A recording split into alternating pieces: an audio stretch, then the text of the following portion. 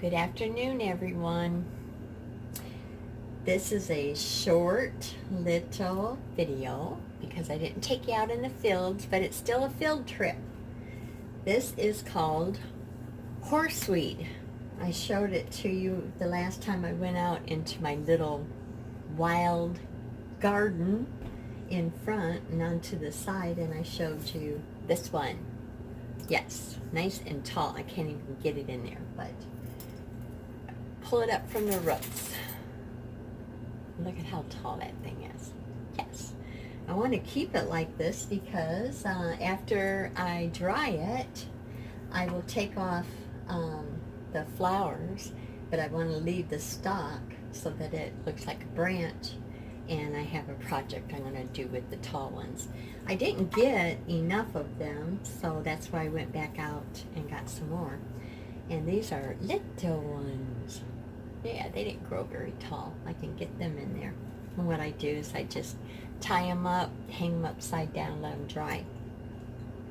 Here's some already dried. And I just put in, after they dry, I just cut off the roots because I will be using this for some medicinal purposes for my family. Horseweed is all edible. That's usually the herbs that I show you out there just because, you know, that's what I do. But these are the dried leaves. Now, if they would remind you of something that's expensive, yes, you guessed it, class, tarragon. Yes, if you dry your leaves and you rub them, put them in soups or whatever you would use tarragon for, usually soups and stews and things like that. Yep, you can substitute it, so that's good.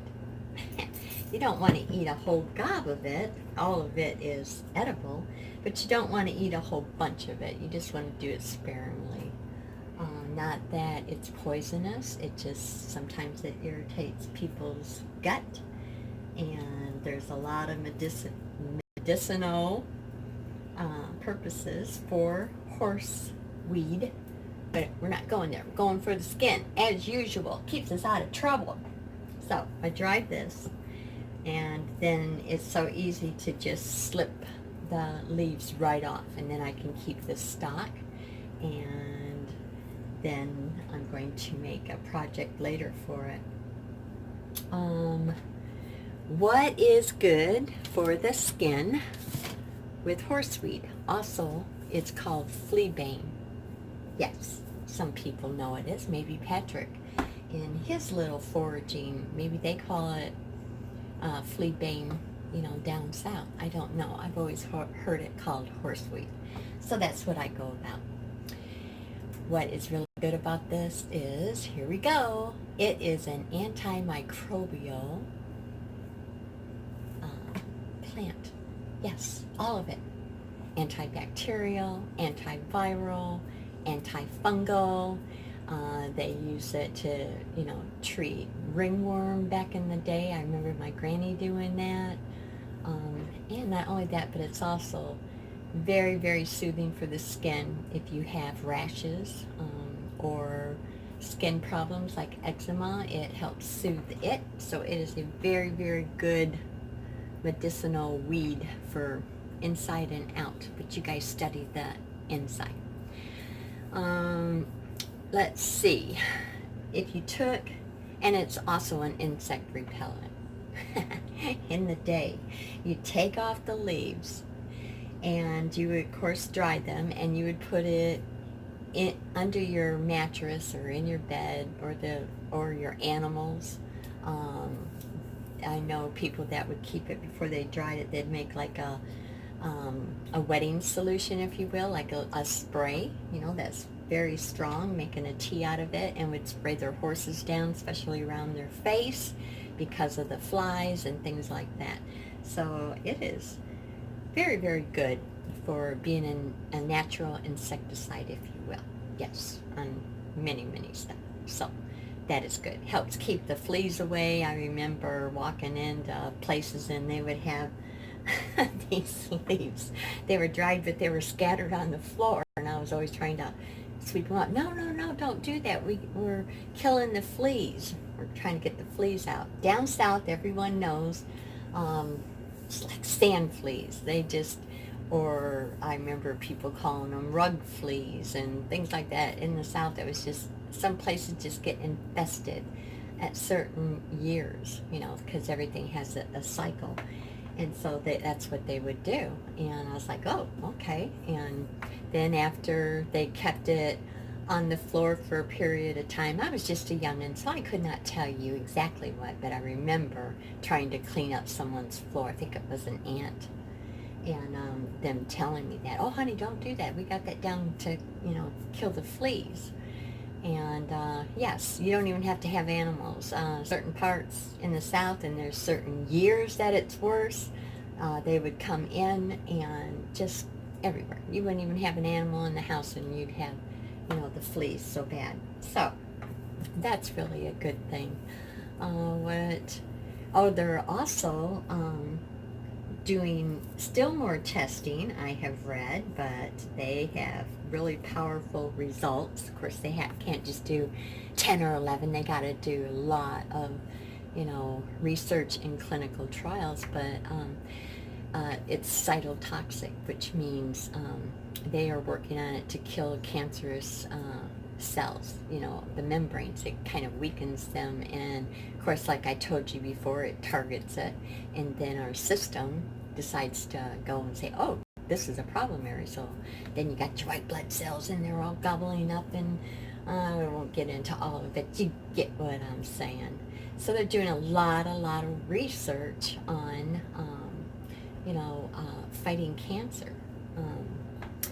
Cytotoxic, of course, is, you know, like a cell membrane, and it just, they don't understand it yet, but they're still working on it. It just starts dissolving it, just breaking it down, which, as you know, cancer is very, very hard to get anything to do that. So there's a lot of good stuff going on there, and you can put it in your, like I said, the pet's bed if you want to, you know, keep fleas, or I don't know, I guess, I won't say bed bugs because I don't know, man, that stuff is awful.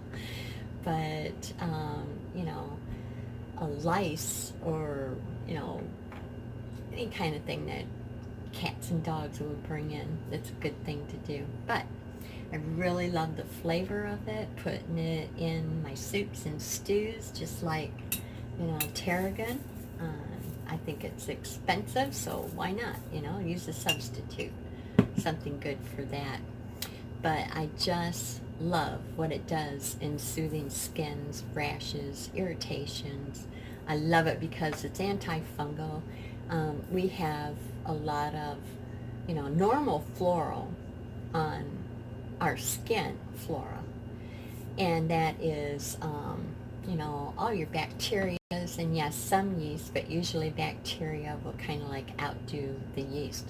But if you have a yeast problem, that means that it has overwhelmed and took over bacteria. And as you know, if you get a cut or a scratch, guess what enters in there? So, you know, it's good to make a soap out of this. You don't find too many that are an herb that's antimicrobial.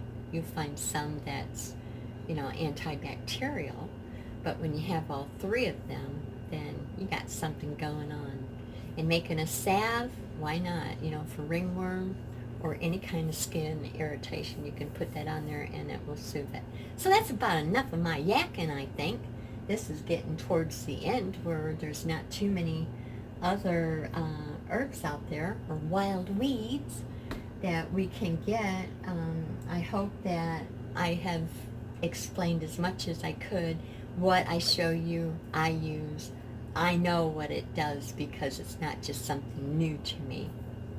And I thought that you would be interested in knowing what you could go out in the field, not only for medicinal purposes or making soaps or shampoos or whatever, but are edible. We never know what the world brings us, and we never know, you know, what could go, you know, go on that all the stores are shut. I won't even get into that. But isn't it nice to know that you can spot a certain weed, if you will, and it's edible? That's what I show you. There's comfrey, there's all different other kind of things out there that are very good for medicinal purposes, but I want to show you and help you learn what you can eat. Alrighty, I think that's enough. I am going to get these dried out, and then I will be making a soap with this. I do not know if I'm going to video it because I have a lot that I have to get accomplished with my herbs before I can start making that pretty stuff again. Alright, love you guys, and as I always say, stay out of trouble, and I will too. Love you.